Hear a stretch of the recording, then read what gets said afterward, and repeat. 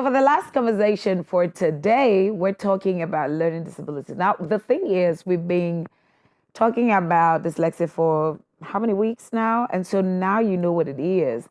And I love the way that some of our resource persons have explained it, that it's not even a disability anymore. It's just learning uniquely, right? Because people learn differently. And we're told that there's a, it's more like a shelf, a bookshelf. So when you fix things on the shelf and then it's a bit much, some of it fall off. So you'd have to find a different way of putting it back on the shelf. That's like information and a way of learning. And it's so beautiful that we get to see people differently and understand our children. So for the fact that they're from the same womb doesn't mean that they will learn the same way or they will understand things the same way.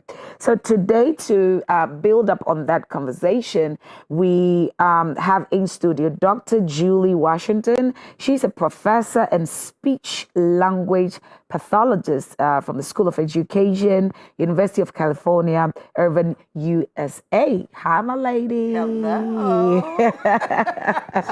I like that. And then also we have Dr. Heather Fleming. She is a founder and principal consultant, Literacy Consulting LLC, USA. Okay, so they brought US to Ghana. All right, now we're going to be talking about language. I'm really excited about this conversation about language because just before you came in, we were having a conversation about speaking up and speaking out. Yes. Which is a way of showing confidence. It's a way of communicating how you feel. And the good part of that is that for everything that you voice out, it is to make or make something.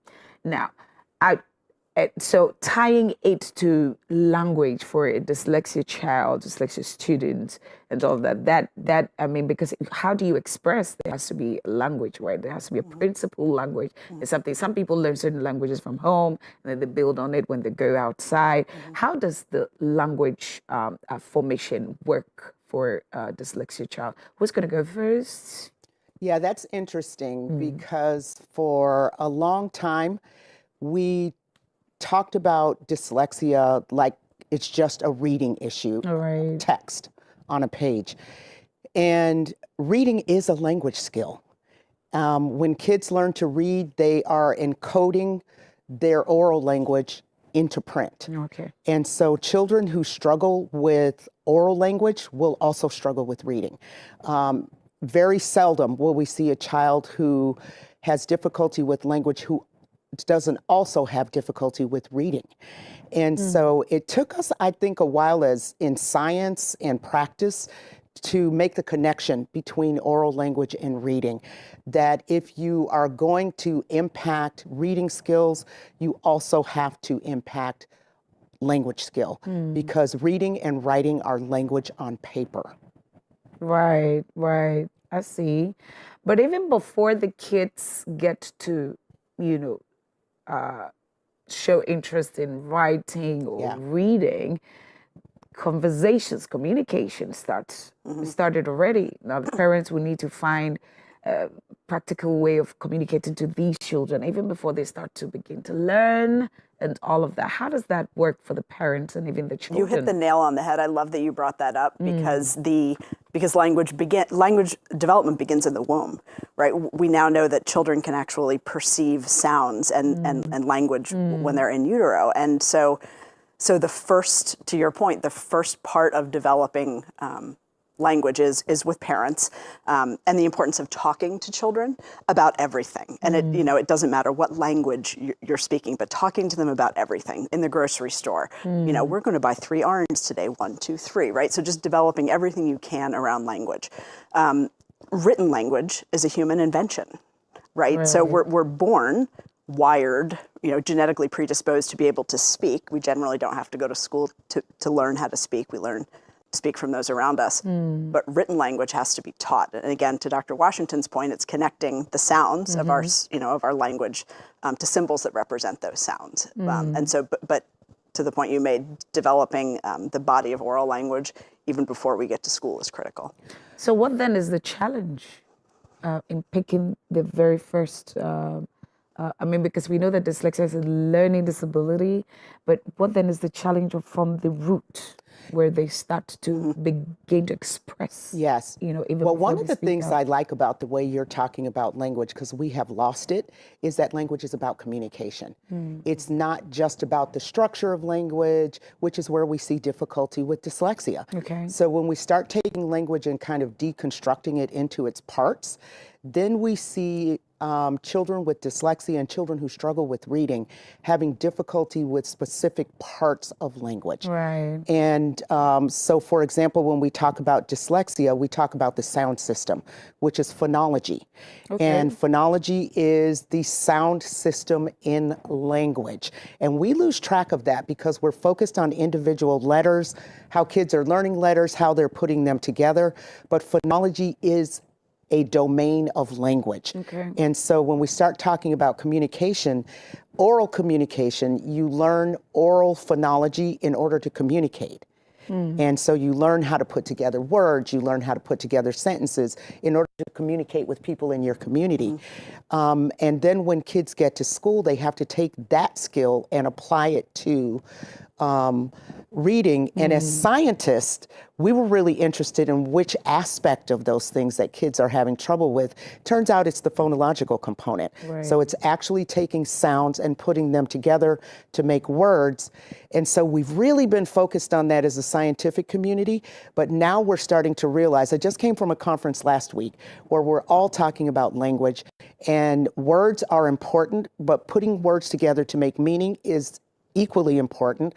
Putting words together to make sentences, sentences to make paragraphs, all of those things are really, really important.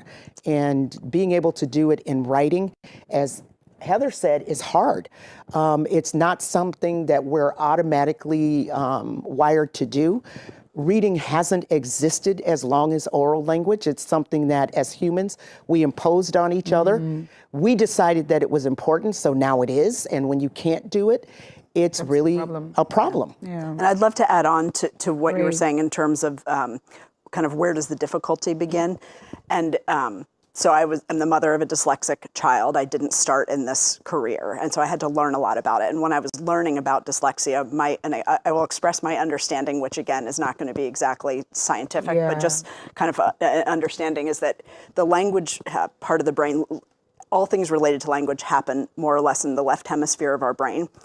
And there are parts of the brain that we use in speech that we kind of borrow to learn how to connect speech to written language.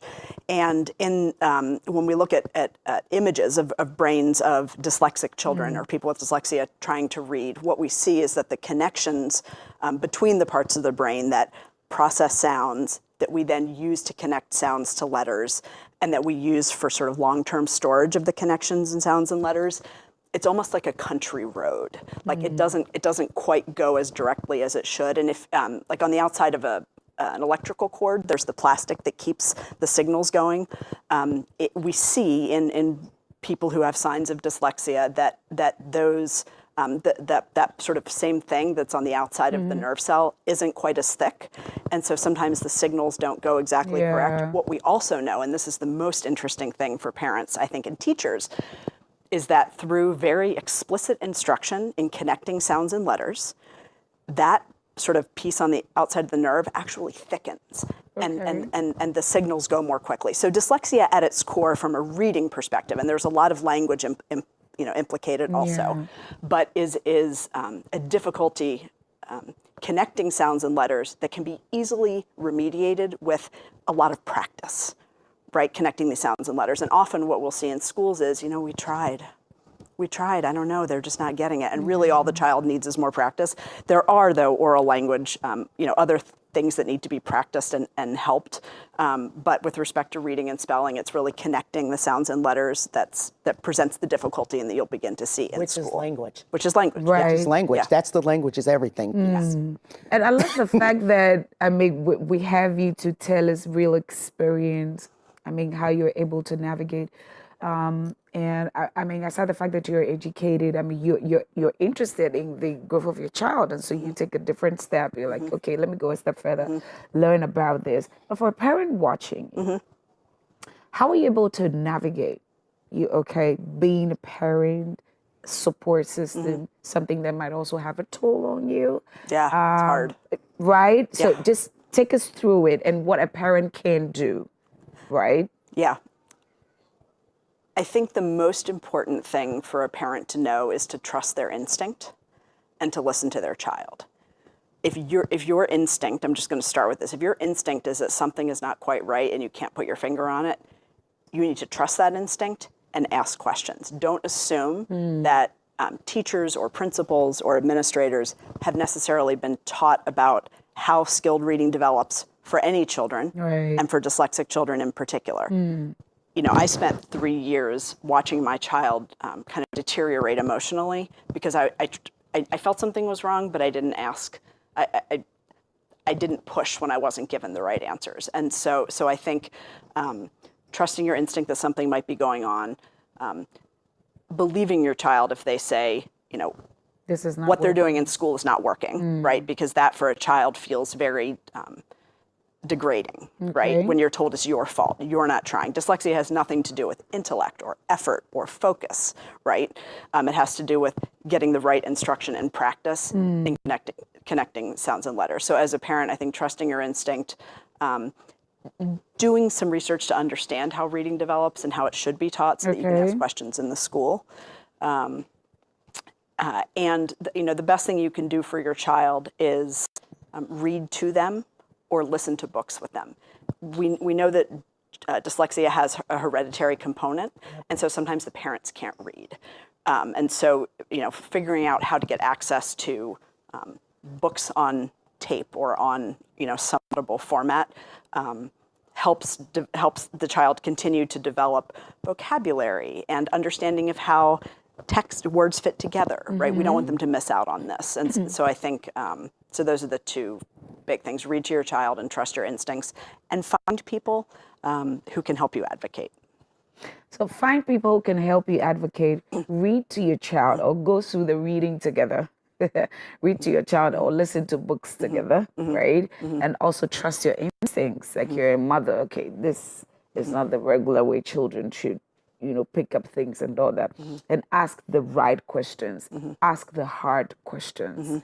Answers might be very tough, but I mean, I'm sure with God on your side, you'd be able to. And don't take no for an answer.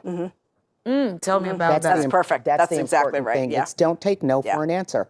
One of the things we've learned about parents is parents are almost always right. When you sense that your child is having trouble, that they're struggling, you may not have the technical words for what that is, but you do know that they're having difficulty. And if you have more than one child, you really know, because you compare your children to your other children and know that this one is struggling. And so when the school says, he's okay, he's going to be all right, or you're wrong, don't take no for an answer. Right.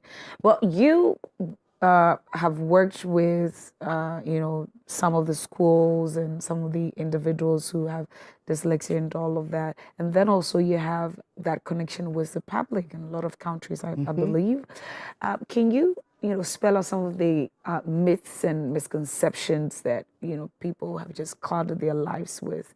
You know, misconceptions are like belief systems gone wrong, right? So what are some of the things that we know as parents, as countries, statesmen, that about dyslexia that is actually retrogressed our progress of helping out these people?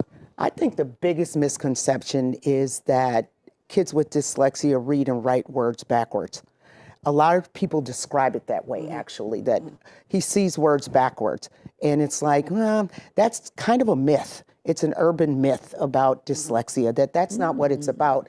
That there are processing issues related to both text and to hearing language, but it's not just about reading things backwards. That's the thing that we hear a lot. The idea that Heather already said this, that somehow it's related to lack of effort, because one of the things that distinguishes kids with dyslexia and the way we've defined it is that the child is having difficulty with reading reading, and it's unexpected because they're not having trouble in a lot of other areas. So they're really strong in other areas, but reading is an issue. So that often leads teachers to believe that he's not trying hard enough. He's so good at science. Why is he having trouble with reading? He's so good at this. Why is he having trouble with this? You need to try harder. You're being lazy. These kids are not lazy. This is not about effort. It really is about processing language and text and making the connections that Heather was talking about. It is a neurologically based difficulty with reading. It is not about effort. Can I tell you the red flags that you'll hear as a parent? Yeah, tell me about it. So your child will get to school very enthusiastic, and will suddenly start to come home feeling really anxious and terrible about school. And then you begin to realize that some of the things that they're sending home, they can't do, and you don't understand why they can't do them. And when you ask questions in sort of very early in school, you will hear, "You have a lovely child. Don't worry. They will blossom. It will be fine." Reading is magical. Reading is not magical. I know, right. So reading's hard. And then sort of in like maybe a year or two into it, you begin to hear, I mean, do you read to them at home? Right. So it sort of goes from it's magical and don't worry to it's your fault. And then by sort of third or fourth year in school, if you can't access information all day, we would all act like idiots, right, at school. And so the kids begin to act out. And then it's a behavior problem, right? So it goes from don't worry, it's magical, we got them, to I think it's your fault too, it's definitely their fault, and then they're in trouble. And then you've wasted 4 years of intervention time, right? So parents, if you begin to hear these things at school, again, ask the hard questions, don't take no for an answer. And it's not always comfortable. And it's not your fault. And it's not your fault. And it's not their fault. It's not your fault. These are things that everybody needs to listen to learn. Also because you exist in the community, and it might not be happening in your home, but the woman next door is probably facing something like this. And, you know, sometimes in the African home, the moment the child goes a bit wayward, it's the mother's fault, long before it gets to the father's fault. You know, so women really take the heat and the fall, and the fall for it. So I can fully understand what this is. But another thing is people feel like, okay, it's a dyslexia problem, and people, they might just grow out of it if they have the right support. But I want us to talk about the broader impact of not attending to these people early enough. Because we've seen great people, great men, some wild inventors who had, who were dyslexic. So that's it going the right way. But let's talk about the impact when we don't attend to these people. That's another one of the myths of dyslexia that I don't like, that somehow dyslexia is a gift, because we pull out these people who are really successful who have dyslexia. But if you can name the people who are really successful who have dyslexia, it means that there aren't that many, because you can name them, and people can do really well with dyslexia and intervention. But this is not a gift. And in fact, if you're a family that's growing where you are experiencing poverty, it can be a real burden, because your children not only have the difficulty with that you are going to have often when you're in poverty, but then you can't read. So it impacts your ability to get a job. It impacts your ability to interact in society, to go on and get higher education if you want it. And so we do have a habit of pulling out these truly extraordinary people who also have dyslexia. And many extraordinary people do, but that's more the exception than the rule. Okay. And we tend to talk about it like it's the rule. The reality is that we have decided as a society that in order to be successful in business and in work and in education, you need to be a reader.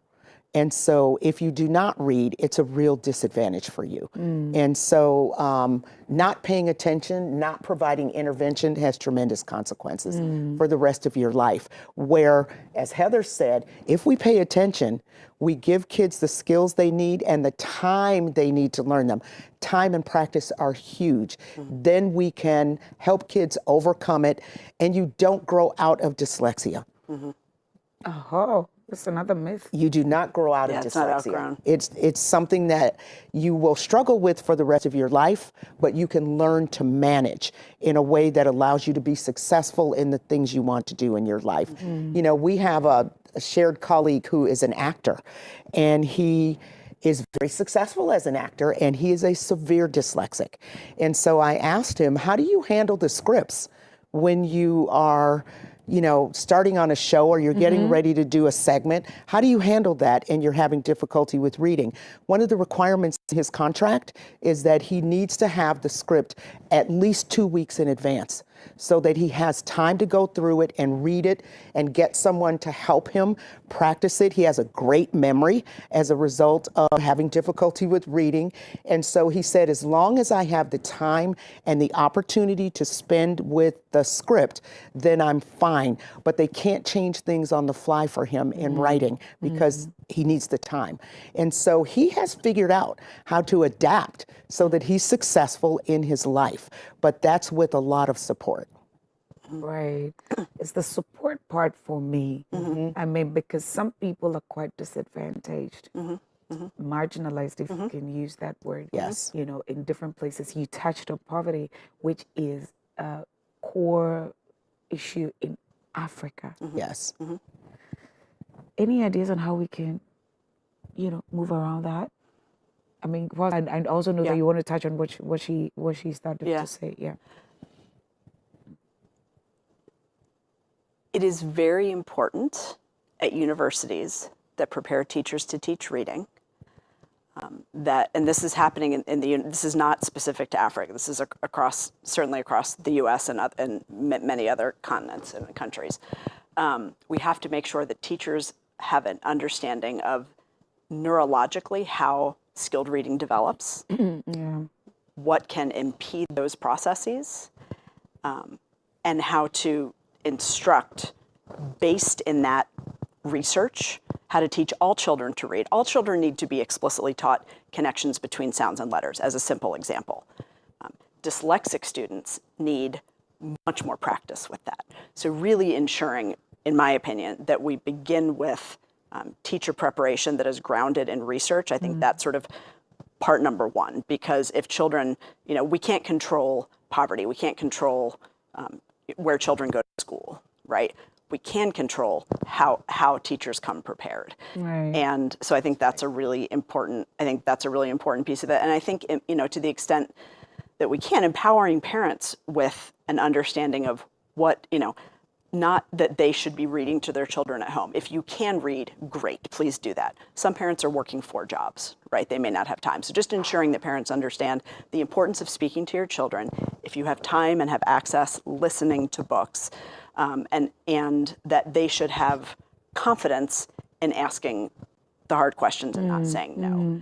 We do, Dr. Washington and I are working on a project in Philadelphia in areas that are very impacted by poverty. And we're working with the teachers and we're working with parents really at the beginning to ensure that they start with the same opportunities, right? Because that's sort of like women's salaries. We always begin lower, right? Like it's starting with, sorry, I have to bring that up. We have to ensure that the playing field is level at the outset. Right. Yeah, and you know, I actually have a bias against the focus on parent book reading because because there are so many parents who can't read or who don't read well enough to feel confident in supporting their children. And so I'm actually working with a colleague on an idea that she came up with that I think really needs to be developed, because I think that's the segment of the population with dyslexia that we've ignored. The parents who can't read, who still need to support their children learning to read. And my view as a speech language pathologist is that you can talk your way to reading. You can't read, talk. All parents can talk. Talk about everything. Narrate your environment. So if I'm sitting here with Heather, I'm talking about how, we're in this studio and the cameraman is doing all this work for us, and I'm just talking about everything.